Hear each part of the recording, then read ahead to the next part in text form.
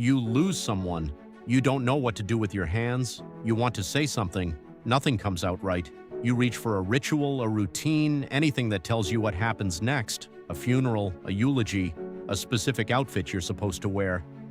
But the real answer to where all of this came from is far stranger than tradition. It's older than religion, older than language maybe, and it starts in a cave in the mountains of northern Iraq 60,000 years ago. The cave is called Shanidar. In the 1950s, an archaeologist named Ralph Selecki was digging through its sediment layers when he found something that shouldn't have been there.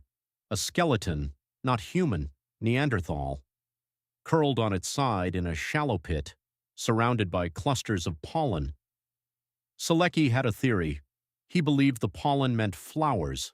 Flowers meant someone had gathered them, carried them into the cave, and laid them over the body on purpose, a funeral. 60,000 years before the first pyramid. That idea exploded through the public imagination. The flower burial made headlines. It made Neanderthals feel less like brutes and more like us. But here's the part most people never hear. Later researchers went back to that pollen. They found something the original excavation missed. Burrowing rodents. Small ones. The kind that drag seeds and plant matter into tunnels for storage. It's possible the flowers were never placed by a mourning hand at all. They may have been pulled in by an animal, entirely by accident. So which is it? Did a Neanderthal grieve? Or did a gerbil? Here's the answer that actually holds up. It doesn't matter because the flowers were never the real evidence. What matters is the body itself, curled sideways, placed in a pit that wasn't natural, covered deliberately with a group of stones on top. That part isn't disputed. That part is bone and dirt, not pollen and guesswork. And it tells you something the flowers never could. Something in that population looked at a body and refused to leave it where it fell. Why would that matter to an animal whose entire existence was built around survival? A body takes effort to move. It takes energy to dig. Energy is the most expensive currency an Ice Age human has.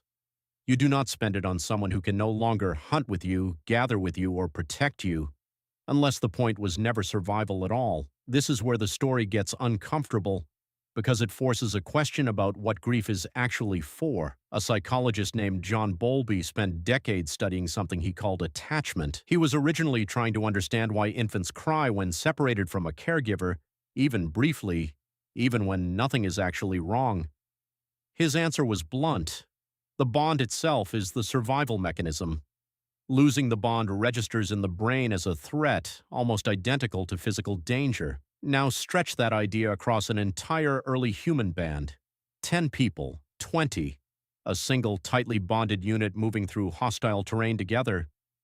When one of them dies, the group doesn't just lose a person, it loses a piece of its own survival structure. The brain, wired for attachment, doesn't know the difference between my ally is gone and I am in danger. Grief isn't a poetic add-on to survival.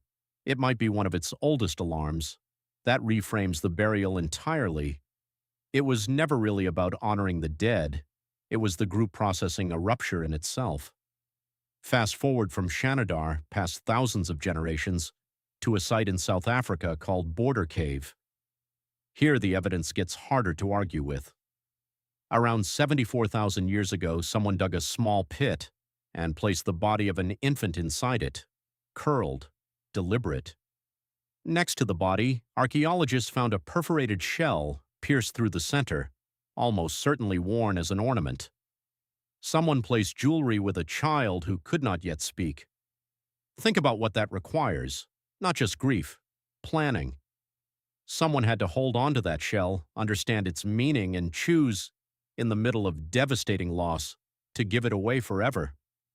A researcher named Paul Pettit, who has spent much of his career studying the archaeology of death, argues that burial itself may be one of the clearest markers we have of a fully symbolic mind, not just an animal reacting to loss, a mind capable of imagining an afterward, a mind capable of believing that something about a person continues even once the body stops. That's the moment this stops being about ancient humans and starts being about you. Because you still do this. Not with shells and ochre, but with the same underlying instinct. You keep a voicemail you'll never delete. You set a place at the table out of habit for a person no longer there.